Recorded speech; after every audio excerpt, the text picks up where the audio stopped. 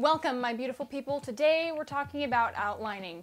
This list composes of 5 different methods of outlining that I personally have used, and this by no means is a complete list of outlining. Also, these methods will not work for everyone. These are just what I have used, and there are a bazillion different ways to outline your book.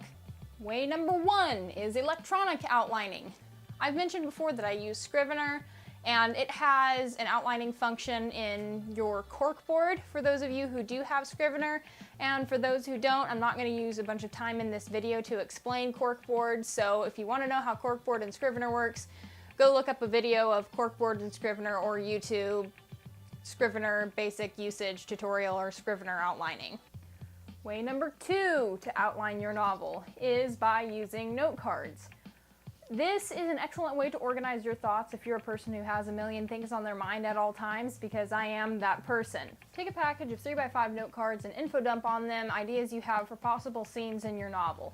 This can be if you know that there's a character that needs to die, or if there's a main point that needs to happen. These are ideas that you can write onto these note cards and you can work off of them.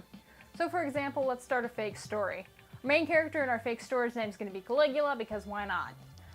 Caligula is abducted by aliens, and then he is transported into the past where he falls madly in love with a T-Rex.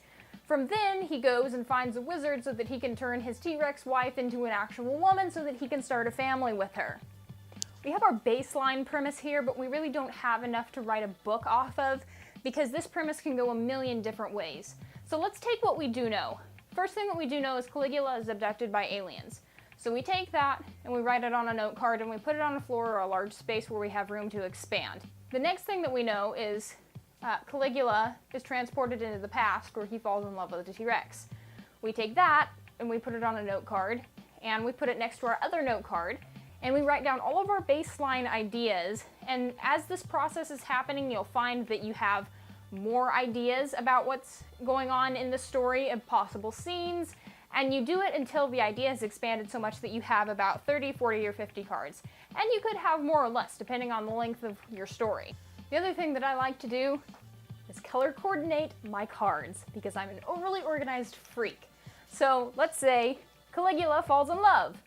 We mark that card with a pink line. Caligula is abducted by aliens.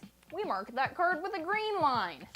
You could also write in marker and words in that certain color that you know is going to be that certain part. So let's say Caligula falls in love with T-Rex, you would write that in pink, and so on and so forth.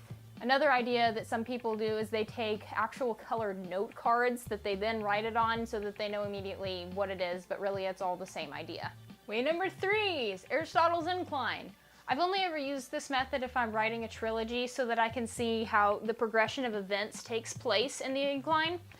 Basically what it is you take a very large sheet of paper, maybe like a 20 by 30 sheet of paper, and you draw an incline on it, and you divide that incline into sections. Preferably you would have your beginning scene at the very bottom of the incline with a short description on that point of what the beginning scene is about, and you successively go up the incline with how your story is progressing, and it's cut into 3 acts, which is the 3 different parts. Act 1, Act 2, Act 3. Most people who use this use clear turnaround points in between Act 1, Act 2, and Act 3. But like I said, since I've never used this for a single book, my turnaround points are where the Act 1 or Book 1 ends and where Act 2 or Book 2 ends. The note cards method is more a scene by scene of what's going to happen in the plot, but using an incline is more going to be vague descriptions of how your plot progresses along. The most important thing to remember about this one is that you don't want to go to an extreme amount of detail into your scenes on the incline because you have limited space. So take all of the things that you feel like are really important in your plot and plot them along how things are going. Way number 4 is the pocket outline. I only ever use this outline if I have the first draft of my novel completed. The basic format of this is the basic format of a regular outline that we learned about in English class. I'll have a Roman numeral, I in this case, or 1, whatever, and I'll have the title of my book by that. Then I will have indented under that a letter A to signal chapter 1, followed by the chapter title or chapter number, since I don't use chapter titles. And underneath the letter we'll have numbers, so 1, 2, and 3, which signals the scenes in each chapter. and then I'll just have a general description of what happens in the scene or what important things happen in that scene, and the sequence starts over whenever I go to B for chapter 2. The reason I have this type of outline handy, especially during the second draft, is because I tend to be an underwriter. So when I get done with my manuscript, a lot of times in the second draft through, I'll find that I need to add something back in, but I don't want to read a whole bunch ahead or go back and read behind to see if what I'm about to write in conflicts with anything.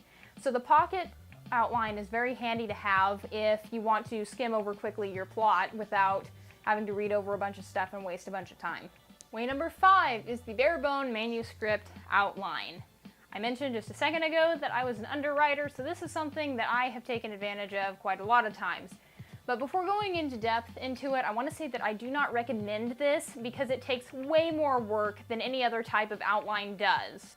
If it hasn't been self-explanatory enough, essentially what the bare bones manuscript outline is when you have an idea for a book and you just write it out without any type of preparation or anything beforehand. I mean, obviously, I'm going to assume that you've sketched your characters out before this point, but it is getting all of the main ideas out of the way and skipping most of the details. I used this method whenever I wrote Dallas 911, Code 1055, and Land of War.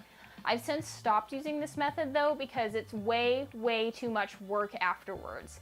In Dallas 911, I started out with a 60,000 word manuscript when I was done with it, but after going through the second draft, my manuscript ended up being 102,000 words. And where I'm not one of those writers who says that you cannot write a book without using an outline, I do not advise that you do it, because like I said, it was a whole lot more work. Essentially where the meat of Dallas 911 came from after I finished it was missing descriptions, dialogues, character development, all of the things that really made the story, because essentially all I had there was the ideas of what happened in the scenes. However, this method does work. Like I said, I've written 3 books with it. So if you don't want to take a couple of weeks or maybe even a few days to outline your book out, you can just go ahead and start writing, but you will spend, like I have, years and years and years in the rewrites. So there you have it. 5 ways to outline your novel, even though number 5 wasn't exactly an official outline, but you know, it works. Thank you guys so much for watching this video. Be sure to subscribe to my channel, go to my Facebook page, my Instagram page. Please stalk me, I'm starved for attention. Just kidding. Next week I will be back with part 4 in my series, How to Write a Novel, so be sure to be there or be square. Later.